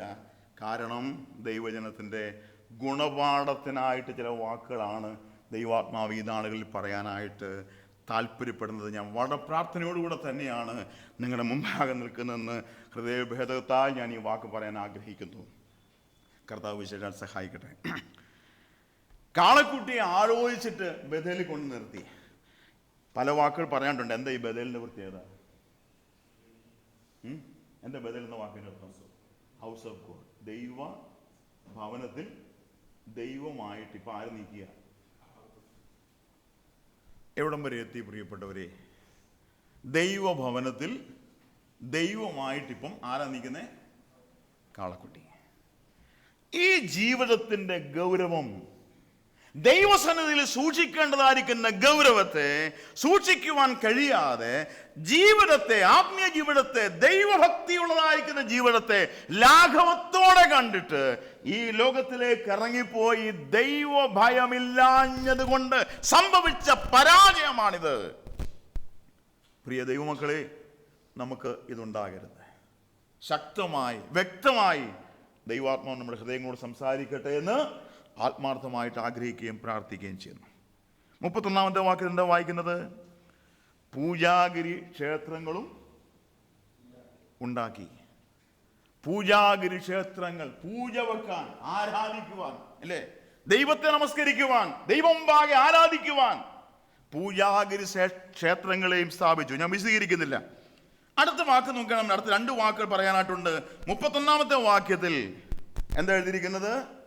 സർവ്വജനത്തിൽ നിന്നും, അവിടെ വാക്ക് വിട്ടു പോകരുത്, സർവ്വജനത്തിൽ നിന്നും ലേവ്യരല്ലാത്തവരെ പുരോഹിതന്മാരാക്കി വെച്ചു. ലേവ്യരല്ലാത്തവരെ എന്താ പ്രമാണം? ദൈവത്തിന്റെ ആലയത്തെ ശുശ്രൂഷകൾ ആര് ചെയ്യണം? ലേവ്യ ഗോത്രം ചെയ്യണം. വേറെ ഒരു ഗോത്രത്തിനും ആ ചെയ്യാനായിട്ട് അവകാശമില്ല. ഇവർക്ക് അവകാശമുണ്ടോ? അവകാശമുണ്ട്. അവർക്ക് അവകാശത്തെ വീതിക്കുന്നൊക്കെ ആയിട്ട് ശലോമോൻ യോശുവയുടെ പുസ്തകത്തിൽ ആ കാര്യങ്ങൾ വായിക്കുന്നുണ്ട്. യോശു അവർക്കുള്ള അവകാശം കൊടുത്തതായിട്ടും യോശുവയുടെ പുസ്തകം 13 അധ്യായങ്ങൾ വായിച്ചാൽ മനസ്സിലാക്കാനായിട്ട് കഴിയുന്നുണ്ട്. എന്നാൽ ദൈവാലയത്തിലെ ശുശ്രൂഷകൾ ചെയ്യുവാൻ ദൈവത്താൽ നിയമിക്കപ്പെട്ടവർ ഒറ്റ ഗോത്രമേ ഉള്ളൂ. അത് ലേവ്യ ഗോത്രമാണ്. അവർ മാത്രമേ പുരോഹിതന്മാരായിട്ടുള്ളൂ ഇസ്രായേലിന്റെ ചരിത്രത്തിൽ. ഇപ്പോൾ യൊരോബെയാം ചെയ്തായ കാര്യം എന്താ? ലേവ്യരല്ലാത്തവരെ പുരോഹിതന്മാരാക്കി വെച്ചു. പ്രിയപ്പെട്ടവരെ, ഇന്നിതിൻ്റെ വേറൊരു വേർഷൻ അല്ലേ? നിങ്ങൾ എന്നെ തെറ്റിദ്ധരിക്കരുത്. ഞാൻ ആദ്യമായിട്ട് ഈ സഭയിൽ വന്നിട്ട് അങ്ങനെയൊക്കെ പറഞ്ഞെന്ന് നിങ്ങളാരും ചിന്തിക്കാൻ ഇടയാകരുത്. ഇതിൻ്റെ ഒരു പുതിയ വേർഷൻ അല്ല ഇന്ന് ദൈവസഭയിൽ സംഭവിച്ചുകൊണ്ടിരിക്കുന്നത്. ദൈവത്താൽ നിയമിക്കപ്പെടാത്തവർ, ദൈവത്താൽ നിയമിതരല്ലാത്തവർ ദൈവിക ശുശ്രൂഷ ഏറ്റെടുക്കുവാൻ പോകുന്നത് കൊണ്ട് സംഭവിക്കുന്ന പരാജയം ദൈവസഭയ്ക്ക് അറിയില്ലേ? ദൈവസഭയ്ക്ക് മനസ്സിലായിട്ടില്ലേ? ലേവ്യരല്ലാത്ത പുരോഹിതൻ ദൈവസഭയിൽ എങ്ങനെ കടന്നു വരുന്നു? അത് ദൈവത്തിന്റെ ആലോചനയുടെ സ്വീകാര്യമാണോ? അത് അല്ല. ദൈവവചനത്തിന് വിരുദ്ധമായത് അതിലെ സംഭവിക്കുന്നത്. ദൈവവചനത്തിന് വിരുദ്ധമായത് സംഭവിക്കുവാൻ പാടില്ല. ദൈവവചനം വ്യക്തമായിട്ടത് പറയുകയാണ്. ലേവ്യരല്ലാത്തവരെ പുരോഹിതന്മാരാക്കി വെച്ചു. മുമ്പോട്ട് പോകട്ടെ, സമയം തീർന്നല്ലോ. അടുത്തത് 8-ാം മാസം 15-ാം തീയതി ഒരു ഉത്സവം നിശ്ചയിച്ചു. 8-ാം മാസം 15-ാം തീയതി ഒരു ഉത്സവം.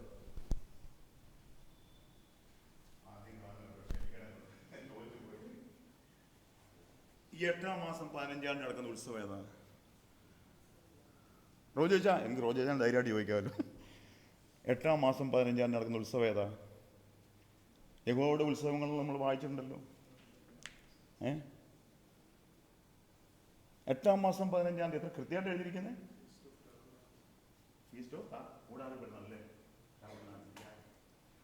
8-ാം മാസം 15-ാം തീയതി ഉത്സവം ഏതാ? സൗകര്യമാർക്ക് ആർക്ക് പറയാം? എന്തോ അല്ലെന്ന് പറഞ്ഞാൽ ഉത്സവം പറഞ്ഞിട്ടില്ല. അങ്ങനെ ഉത്സവം ഇല്ല കേട്ടോ. 8-ാം മാസം 15-ാം തീയതി എന്ന് പറഞ്ഞൊരു സംഭവം ഇല്ല, തിരുവെഴുത്തിലേ ഇല്ല. അതിന് താഴെ വായിക്കുന്നുണ്ട്, ഭാഗ്യം വായിച്ചാൽ മതി. തൊട്ട് താഴെ വായിക്കുന്നുണ്ട്, അവൻ സ്വമേധ നിശ്ചയിച്ച്. എത്രാം വാക്യമാ? 33-ാം വാക്യം നോക്കി. 33-ാം വാക്യം.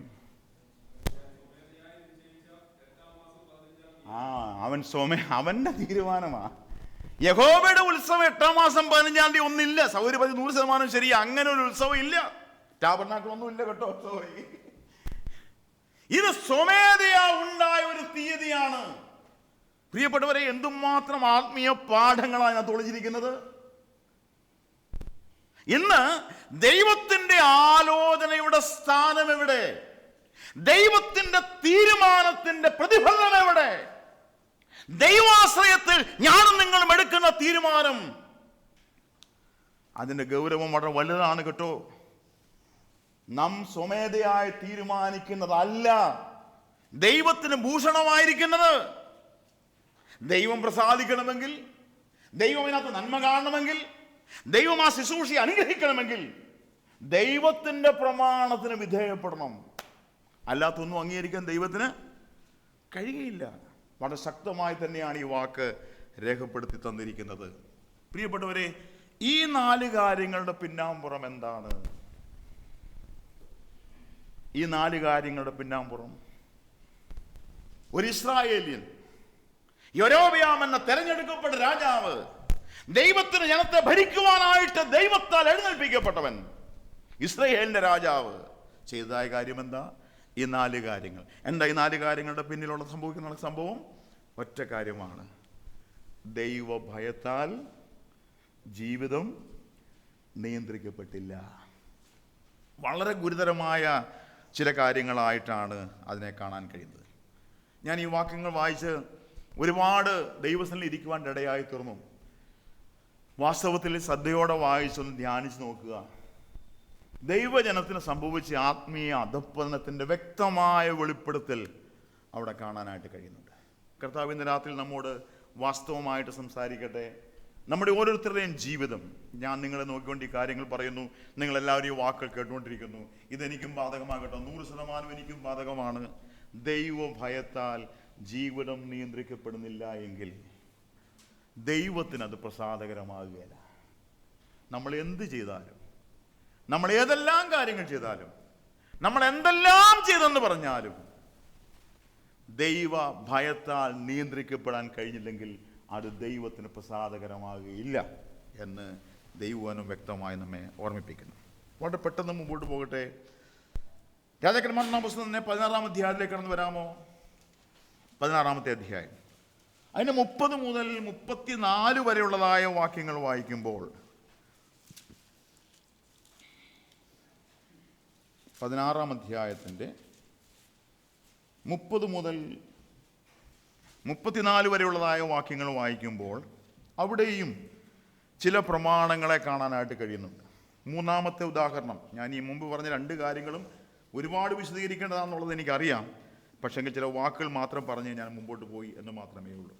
അവിടെ ഒരു ബഥേല്യൻ ചെയ്തതായ കാര്യത്തെപ്പറ്റി അവിടെ വായിക്കുന്നുണ്ട്. ഹിയേൽ എന്ന ഒരു ബഥേല്യൻ 16-ാം അധ്യായത്തിൻ്റെ 30 മുതൽ 34 വരെയുള്ളതായ വാക്യങ്ങളിൽ ആ വ്യക്തിയെക്കുറിച്ച് കാണാനായിട്ട് കഴിയുന്നുണ്ട്. ഹിയേൽ എന്ന വാക്കിൻ്റെ അർത്ഥം എന്തെന്നറിയാമോ?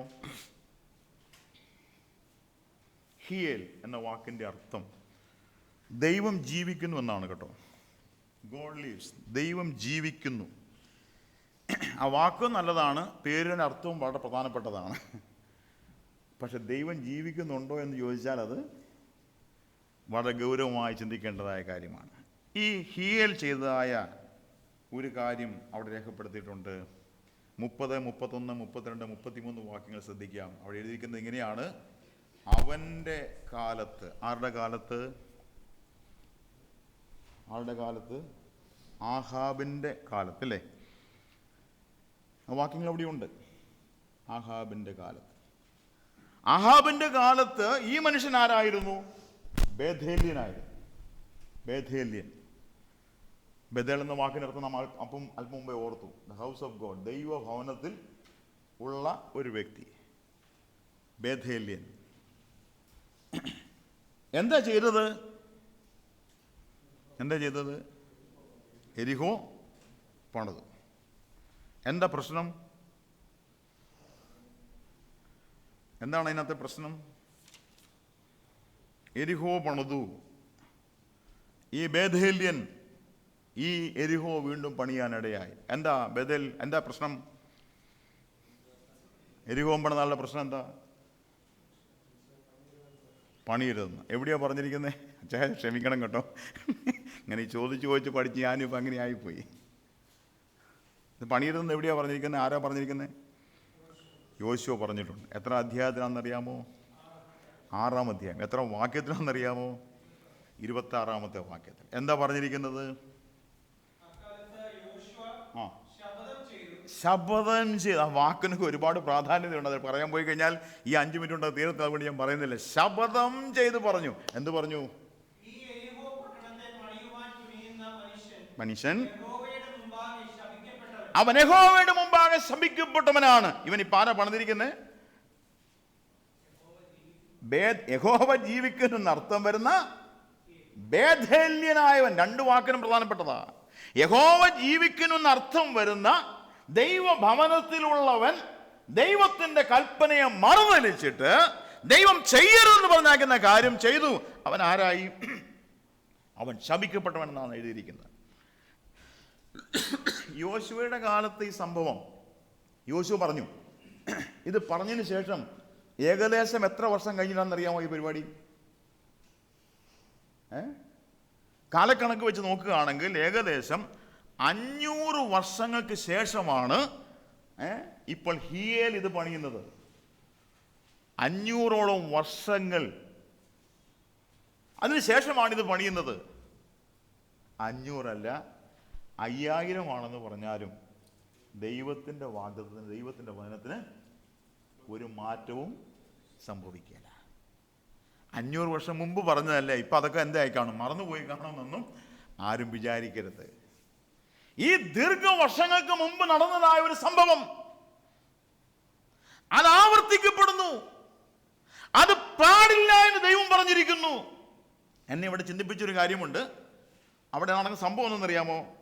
ഇത് പണിയാൻ വെച്ചു, ഇതിൻ്റെ അടിസ്ഥാനം ഇട്ടപ്പം മൂത്ത മകൻ മരിച്ചു. മൂത്ത മകൻ മരിച്ചപ്പോൾ ഈ മനുഷ്യൻ എന്ത് ചെയ്യണമായിരുന്നു? എന്താ പറഞ്ഞേ? പണി നിർത്തണമായിരുന്നു. ഈ മൂത്ത മകൻ മരിച്ചപ്പോൾ തന്റെ സ്മൃതിപഥത്തിൽ ഒരു ഓർമ്മ വന്നിട്ടില്ലേ? എന്താ വന്ന ഓർമ്മ? യഹോവയുടെ വചനത്തിൽ, ദൈവവചനത്തിൽ ഈ പ്രമാണം പറഞ്ഞിട്ടുണ്ട്. അതിന് മാറ്റമൊന്നും ഉണ്ടായിട്ടില്ല. അത് പണിതിട്ട് എന്റെ മൂത്ത മകൻ നഷ്ടമായപ്പോൾ ഞാൻ പഠിക്കണമായൊരു കാര്യം എന്ത്? ഞാൻ കളിക്കുന്ന ആരോടാണ്? ദൈവത്തോടാണ്. നിർത്തിയില്ല പുള്ളി. അപ്പൊ നമുക്കെന്ത് മനസ്സിലാക്കാം? പുള്ളിയുടെ സ്വഭാവം എന്തെന്ന് മനസ്സിലാക്കാം. ഒന്നെന്ന് പറഞ്ഞാൽ വളരെ പ്രധാനപ്പെട്ട ഒന്നുകൊണ്ട് പഠിക്കാത്തവർ. പ്രിയപ്പെട്ടവരെ, ഇവിടെ ഒരു വലിയ പ്രമാണം ഞാനും നിങ്ങളും ഗൗരവമായി സൂക്ഷിക്കണം. ദൈവത്തിന്റെ കൽപ്പന, ദൈവത്തിന്റെ പ്രമാണം നമുക്ക് ബുദ്ധി ഉപദേശമാണ്. നമ്മെ ചില പാഠങ്ങൾ പഠിപ്പിക്കുന്നുണ്ട്. നമ്മുടെ ജീവിതത്തിൽ സംഭവിക്കുന്ന സംഭവങ്ങളുടെ പശ്ചാത്തലത്തിൽ ദൈവം ചില നമ്മെ പഠിപ്പിക്കുന്നുണ്ട്. നാം പഠിക്കുന്നവരാണോ പ്രിയപ്പെട്ടവരെ? ഈ ജീവിതാനുഭവങ്ങൾ എന്നെ പഠിപ്പിച്ച പാഠം എന്താണ്? ഒരാത്മീയ പാഠം എനിക്ക് ഞാൻ പഠിക്കേണ്ടതല്ലേ? ദൈവം നടത്തിയ വഴികളിൽ കൂടെ നടന്ന് ദൈവം പഠിപ്പിച്ചതായ ചില പാഠങ്ങളുണ്ട്. എന്തേ പഠിക്കാൻ കഴിയാഞ്ഞത്? ഒറ്റ കാരണം. എന്താ കാരണം? ജീവിതത്തെ ദൈവഭയം നിയന്ത്രിച്ചില്ല. കൊരിന്ത്യലേഖനം 3-ാം അധ്യായത്തിലേക്ക് വരുമ്പോൾ 3 കൂട്ടർ സഭയിലുണ്ടല്ലോ. നമുക്കറിയാമല്ലോ, പുതിയ നിയമ ഉപദേശമാണ് നമുക്കറിയാമല്ലോ. ആത്മീയനുമുണ്ട്, ജഡീകനുമുണ്ട്, പ്രാകൃതനുമുണ്ട്. ഇവൻ എവിടെയുണ്ട്? നമ്മൾ പറഞ്ഞ് ആശ്വസിക്കുന്ന അവൻ കൊരിന്ത് സഭയിലുണ്ടെന്നാ ഇല്ലേ? അവൻ കൊരിന്ത് സഭയിലല്ല, ബാക്കി ഞാൻ പറയുന്നില്ല. അവൻ എല്ലായിടത്തും ഉണ്ട്. പ്രാകൃതൻ എല്ലായിടത്തുമുണ്ട്. അവന്റെ പ്രത്യേകത എന്താണ്? അവൻ ദൈവാത്മാവിന്റെ ഉപദേശം കൈക്കൊള്ളുന്നില്ല. വാക്യം വായിച്ചാൽ മതി. ദൈവാത്മാവിന്റെ ഉപദേശം കൈക്കൊള്ളാത്തവൻ ദൈവസഭയിൽ. നമ്മൾ ആശ്വാസം അവൻ ഇവിടെയില്ല, അവൻ കൊരിന്തിലുള്ളെന്നാണ് നമ്മൾ വിചാരിച്ചിരിക്കുന്നത്. അല്ല, അവനിവിടെയുണ്ട്. ദൈവാത്മാവിന്റെ ഉപദേശം കൈക്കൊള്ളാതെ ഒന്നുകൊണ്ട് പഠിക്കാത്തവർ. പ്രിയപ്പെട്ടവരെ, എൻ്റെയും നിങ്ങളുടെയും പ്രായോഗിക ജീവിതത്തിൽ ഞാനും നിങ്ങളും കുറിക്കൊള്ളേണ്ട ഒരുപാട് വസ്തുതകൾ പരിശുദ്ധാത്മാവിടെ ഓർമ്മിപ്പിക്കുന്നില്ലേ? നമ്മുടെ ജീവിതത്തിൽ സംഭവിച്ചതിനെ കുറിച്ച് നമുക്കൊരു തിരിച്ചറിവുണ്ടായിട്ടുണ്ടോ? എന്തുകൊണ്ടിത് സംഭവിച്ചു? ഈ സംഭവം കൊണ്ട് ഞാൻ എന്ത് പഠിച്ചു? നാം ഓരോരുത്തരും ചിന്തിക്കണം. ചില വർഷങ്ങൾക്ക് മുമ്പ്, 5-8 വർഷമായെന്ന് തോന്നുന്നു, 10 വർഷം ഏകദേശം 10 വർഷത്തോളം ആകുന്നു, ഒരു സുപ്രഭാതത്തിൽ ഭയങ്കരമായിരിക്കുന്ന ഒരു അസ്വസ്ഥതയും ബ്ലഡ് പ്രഷർ അങ്ങ് കണ്ടമാനം കൂടി. എൻ്റെ ഭാര്യ എന്നെ നിർബന്ധിച്ചു ഡോക്ടറെ പോയി കാണാൻ. അപ്പോൾ എനിക്ക് ശാല അത്യാവശ്യ കാര്യങ്ങൾ വീട്ടിൽ ചെയ്തുകൊണ്ടിരിക്കുകയായിരുന്നു. എന്നോട് പറഞ്ഞത് കേൾക്കാതെ എൻ്റെ അപ്പനോട് പറഞ്ഞു. ഞാൻ പോലും അറിയാതെ കാരിത്താസ് ഹോസ്പിറ്റലിൽ ഡോക്ടറുമായിട്ട് അപ്പോയിൻമെൻ്റ് എടുത്തു. ഞാൻ നിർബന്ധത്തിന് വഴങ്ങി പോകേണ്ടതായിട്ട് വന്നു. അവിടെ ചെന്ന ഒരാഴ്ച കൊണ്ട് കാര്യങ്ങളെല്ലാം തലതിരിഞ്ഞു പോകാനിടയായി. വ്യത്യസ്ത പ്രശ്നങ്ങളായി. ഞാൻ പറഞ്ഞു എനിക്ക് അഡ്മിറ്റ് ആകാൻ പറ്റത്തില്ല. അടൂർ പരുത്തുംപാറ കൺവെൻഷൻ നടക്കുക. അവസാനത്തെ 3 ദിവസത്തെ മുഴുവൻ മെസ്സേജും എൻ്റെ കയ്യിലായിരിക്കുന്നത്. അതുകൊണ്ട് എനിക്ക് പോയിരിക്കാൻ പറ്റത്തില്ല, ഞാൻ പോയേക്കോളാം. ഡോക്ടർ പറഞ്ഞു ഇങ്ങനൊരു വിഷയം കണ്ടാൽ പോകാൻ പറ്റത്തില്ല, പിടിച്ച് അഡ്മിറ്റ് ചെയ്ത് പോയിക്കോളും ഡോക്ടർ. ഞാൻ പറഞ്ഞു എന്നാൽ പിന്നെ ഒരു കാര്യം അഡ്മിറ്റായി. തിങ്കളാഴ്ചയും ചൊവ്വാഴ്ചയും കഴിഞ്ഞ് ബുധനാഴ്ച ഡിസ്ചാർജ് ചെയ്യും. വെറുതെ BP കൂടുതൽ, വേറൊന്നുമില്ല. ബുധനാഴ്ച ഡിസ്ചാർജ് ചെയ്യും. വേണ്ട വ്യാഴാഴ്ചയാണെങ്കിലും വേണ്ട, വെള്ളിയാഴ്ചയാണെങ്കിൽ എനിക്ക് വെള്ളിയാഴ്ച വൈകുന്നേരത്തെ അടൂരെത്താം, ഓടിയെത്താവല്ലോ. പ്രിയപ്പെട്ടവരെ പറയട്ടെ, ചുരുക്കി പറയട്ടെ, അത് വന്ന് എൻ്റെ റൈറ്റ് സൈഡിലെ കിഡ്നിയിൽ ഒരു ട്യൂമറാണെന്ന് കണ്ടുപിടിച്ചു. ആ ട്യൂമർ RCC എന്നാണ് അവർ റിപ്പോർട്ട് തന്നിരിക്കുന്നത്. അത് പെട്ടെന്ന് തന്നെ റിമൂവ് ചെയ്യാനിടയായി. ഞാനൊരു 6 മാസം ബെഡിൽ തന്നെയായിരുന്നു. ചില നാളുകൾ മുമ്പോട്ട് കഴിഞ്ഞു പോയി. ജീവിതത്തിൻ്റെ ഒരുപാട് പ്രതികൂല വശങ്ങൾ ഞാൻ തരണം ചെയ്യേണ്ടതായിട്ട് വന്നു. ഞാൻ ചോദിച്ചു ദൈവത്തോട്, ദൈവമേ, നീ എന്നെ പഠിപ്പിച്ച പാഠം എന്താ? ഈ ഓടി നടന്ന് ഭയങ്കര ആരോഗ്യമായിരുന്നു, ഓടി നടന്ന് ഒരു രോഗവും ഇല്ലാതെ ഓടി നടന്ന ഈ എൻ്റെ ജീവിതത്തിൽ ഈ കിടക്കലേക്ക് വന്നതിൻ്റെ പിന്നിൽ എന്നെ പഠിപ്പിക്കുന്ന പാഠം എന്താണ്? എൻ്റെ സർജറി കഴിഞ്ഞ് അതിവേദന, തുള്ളി വെള്ളം പോലും കുടിക്കാൻ കഴിയാതെ അതിവേദനയെടുത്ത് എൻ്റെ കിടക്കയിൽ ഞാൻ റൂമിൽ കൊണ്ടുവന്നു. എൻ്റെ ഭാര്യയോട് ഞാൻ പറഞ്ഞു, എൻ്റെ മോളെ എൻ്റെ ബൈബിൾ എടുത്ത് താ. എൻ്റെ ബൈബിൾ എടുത്ത് അവൾ വായിച്ചു. ഞാൻ പറഞ്ഞത് തുറക്ക്. അത് തുറന്ന് ഞാൻ വായിക്കാൻ ആരംഭിച്ചു. ഞാൻ വായിക്കാൻ ആരംഭിച്ചത് 94-ാം സങ്കീർത്തനമാണ്. അന്നിപ്പോൾ തുറന്നപ്പോൾ അതാത്ത് കിട്ടിയത്. ആ 94-ാം സങ്കീർത്തനത്തിൽ അന്ന് ഞാൻ വായിച്ചൊരു വാക്യമുണ്ട്. അതിങ്ങനെയാണ് എഴുതിയിരിക്കുന്നത്, നിൻ്റെ കാൽ വഴുതുന്നു എന്ന് ഞാൻ പറഞ്ഞപ്പോൾ. വഴുതിയില്ല കേട്ടോ, വഴുതിയില്ല. എൻ്റെ കാൽ വഴുതുന്നു എന്ന് ഞാൻ പറഞ്ഞപ്പോൾ യഹോവേ നിൻ്റെ ദയ എന്നെ താങ്ങി. ഇന്നും അതുമാത്രമേ ഉള്ളൂ. ദൈവത്തിൻ്റെ ദയ ഒന്നുകൊണ്ട് മാത്രം മുടിഞ്ഞു പോകാതെ ഞാൻ ജീവിക്കുന്നു. പക്ഷെ ഞാൻ ദൈവത്തോട് ചോദിച്ചു, എന്നെ ഈ പ്രതിസന്ധിയിൽ പഠിപ്പിക്കുന്ന പാഠം എന്താണ്? പ്രിയപ്പെട്ടവരെ, അത് രോഗമാകാം, അത് പ്രശ്നങ്ങളാകാം, അത് പ്രതികൂലങ്ങളാകാം, അതെന്തുമാകാം. ഓരോ ജീവിതത്തിൻ്റെ വ്യത്യസ്തങ്ങളായ അനുഭവങ്ങളാകാം, എന്തുമായിക്കൊള്ളട്ടെ. ഈ പ്രതിസന്ധിയിൽ ദൈവം എന്നെ പഠിപ്പിക്കുന്ന പാഠം എന്താണ്? അതുകൊണ്ട് ഞാൻ പഠിക്കുന്നുണ്ടോ? ഇത് ഒന്നുകൊണ്ട് പഠിക്കാത്ത ഒരു മനുഷ്യൻ അടുത്തതും പണിതു, അടുത്തത് വെച്ചു, കട്ടള വെച്ചു, പിന്നെ രണ്ടാമത്തതും പോയി. അവിടെ എഴുതിയിരിക്കുന്നൊരു വാക്കുണ്ട്, യഹോവ പണിത്, എരിഹോ പണിതു. യഹോവ നൂൻ്റെ മകനായ യോശുവാനെ മടച്ച വചനപ്രകാരം എൻ്റെ അടിസ്ഥാനമിട്ടപ്പോൾ മൂത്ത മകനും അതിൻ്റെ പടിവാതിൽ വെച്ചപ്പോൾ ഇളയ മകനും നഷ്ടം വന്നു. ഞാൻ എൻ്റെ വിശദീകരണത്തിലേക്കൊന്നും പോകുന്നില്ല, ഇവിടെ അവസാനിപ്പിക്കട്ടെ. ഒരുപാട് കാര്യങ്ങൾ പഠിക്കുവാനായിട്ട് ഒരു ഉദാഹരണങ്ങൾ കൂടി ഉണ്ട്. അത് പറയാൻ പോയതിന് സമയം ഒരുപാട് പോകും. ആ ഉദാഹരണം പറയുന്നത് ഇവിടെയാണ്. അപ്പോസ്തലപ്രവൃത്തിയുടെ പുസ്തകം 7-ാം അധ്യായത്തിൻ്റെ 39 മുതൽ 42 വരെയുള്ള വാക്യങ്ങളിലാണ്. അപ്പോസ്തല പ്രവൃത്തി 7-ാം അധ്യായത്തിൻ്റെ 39 മുതൽ 42 വരെയുള്ള വാക്യം. അവിടെ വായിക്കുമ്പോൾ പഴയ നിയമ സംഭവം തന്നെയാണ്. പഴയ സ്തേഫാനോസിൻ്റെ പ്രസംഗമാണ് അവിടുത്തെ വിഷയം. സ്തേഫാനോസ് അവിടെ ചില കാര്യങ്ങൾ ഈ ജനത്തെ നോക്കിക്കൊണ്ട് പറയുന്ന ചില വാക്കുകൾ അവിടെയുണ്ട്. 4 കാര്യങ്ങൾ അവിടെയുണ്ട്. 40-ാമത്തെ വാക്യം, 41-ാം വാക്യം, 42-ാമത്തെ വാക്യം. ഒരു വാക്ക് മാത്രം ഞാൻ ആ ഭാഗത്ത് കാണിക്കാം. 40-ാമത്തെ വാക്യത്തിൽ വായിക്കുന്നത്, ഞങ്ങൾക്ക് മുമ്പായി നടക്കാൻ എന്ത് വേണമെന്നാ? എളുപ്പം അവസാനിപ്പിക്കാം. ഞങ്ങൾക്ക് മുമ്പായി നടക്കാൻ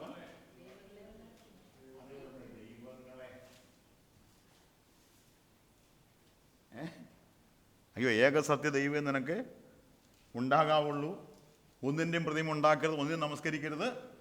ഒരുവൻ മാത്രം, ഞാൻ അല്ലാതെ അന്യ ദൈവങ്ങൾ നിനക്ക് ഉണ്ടാകുന്നുള്ള പ്രമാണം എവിടെ പോയി? ദൈവങ്ങളെ ഉണ്ടാക്കി തരാനായിട്ട് ആവശ്യപ്പെടും. ദൈവങ്ങളെ അതിനോട്ട് ചെയ്യുക. വിശദീകരണം നിങ്ങൾ എടുക്കുക. 42-ാമത്തെ വാക്കിൽ ഒരു വാക്കുകൂടി ഉണ്ട്, ഞാൻ അടച്ചു. എന്താണെന്നറിയാം? 42-ാം അധ്യായത്തിൻ്റെ അവസാനത്തെ 42-ാമത്തെ വാക്യം, ഒരു ചെറിയ വാക്ക്, 3 വാക്കുകളുള്ള ഒരു വാചകം അവിടെ രേഖപ്പെടുത്തിയിട്ടുണ്ട്. എന്താണത്? ദൈവവും പിന്തിരിഞ്ഞു. ദൈവം പിന്തിരിഞ്ഞെന്ന് പറഞ്ഞാൽ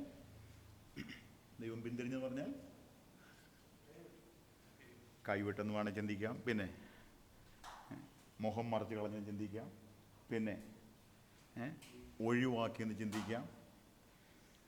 ഒരുപാട് വാക്കുകൾ, വിശദീകരണങ്ങൾ അവിടെയുണ്ട്. ഞാൻ അവിടെ അവസാനിപ്പിക്കട്ടെ. ദൈവഭയത്താൽ ജീവിതം നിയന്ത്രിക്കപ്പെടുന്നില്ല എങ്കിൽ ദൈവം പിന്തിരിയുന്ന അനുഭവം നമ്മുടെ ജീവിതത്തിലും സംഭവിക്കാം. ദൈവഭയത്താൽ ജീവിതം നിയന്ത്രിക്കപ്പെടണം. 4 ഉദാഹരണങ്ങൾ ചുരുങ്ങിയ വാക്കുകളിൽ പറഞ്ഞു. മണിക്കൂറുകൾ പറയാനായിട്ടുള്ള വിഷയമാണത്. നിങ്ങൾക്കത് മനസ്സിലായി കാണുമെന്ന് ഞാൻ വിചാരിക്കുന്നു. എന്നാൽ ദൈവാത്മാവിൻ്റെ ഹൃദയത്തിൽ ശക്തമായി സംസാരിച്ചതുകൊണ്ടാണ് ഈ വാക്കുകൾ തന്നെ തിരഞ്ഞെടുക്കുവാൻ ഇടയായത്. ഈ 4 ഉദാഹരണങ്ങൾ വ്യത്യസ്തങ്ങളാണ്, പരസ്പര വ്യത്യസ്തങ്ങളാണ്. ഈ 4 ഉദാഹരണങ്ങളിൽ കൂടെ ദൈവത്തിൻ്റെ ആത്മാവ് നമ്മോട് സംസാരിച്ചു കൊണ്ടിരുന്നത് നമ്മുടെ ഓരോരുത്തരുടെയും ജീവിതം ദൈവത്താൽ നിയന്ത്രിക്കപ്പെടണം. അങ്ങനെ നിയന്ത്രിക്കപ്പെടാൻ കഴിയുന്നില്ല എങ്കിൽ ഈ അനുഭവങ്ങൾ, ഈ വിഷയങ്ങൾ നമ്മുടെയും ആത്മീയ ജീവിതത്തിൽ ഉണ്ടാകുവാൻ 100% സാധ്യതയുണ്ടെന്നുള്ള വലിയൊരു മുന്നറിയിപ്പാണ് ഇന്ന് രാത്രിയിൽ ദൈവാത്മാവ് നമ്മോടെ ഓർമ്മിപ്പിച്ചത്. കർത്താവ് നമ്മെ വിശേഷാൽ സഹായിക്കട്ടെ. നാം കേട്ട ദൈവത്തിൻ്റെ ആലോചന നമ്മുടെ ഓരോരുത്തരെയും ആത്മീയ ജീവിതത്തിന് കരുത്ത് പകരുവാൻ, നമ്മുടെ ജീവിതത്തെ ശ്രദ്ധിക്കുവാൻ. നാം ആദ്യം വായിച്ച വാക്യം, മുഖപക്ഷം കൂടാതെ ന്യായം വിധിക്കുന്നവനെ നിങ്ങൾ പിതാവ് എന്ന് വിളിക്കുന്നുവെങ്കിൽ ഈ പ്രവാസകാലം, സ്റ്റേ ഓൺ എർത്ത്, ഈ ഭൂമിയിലുള്ള ചെറിയ ആയുസ് ഭയത്തോടെ കഴിച്ചുകൊണ്ട് ദൈവത്തെ പ്രസാദിപ്പിക്കാം, ദൈവത്തെ മഹത്വപ്പെടുത്താം, ദൈവത്തിൻ്റെ ആലോചന സ്വീകരിക്കാം, ദൈവത്തിൻ്റെ നാമത്തെ നമ്മൾ മഹത്വപ്പെടുത്താം.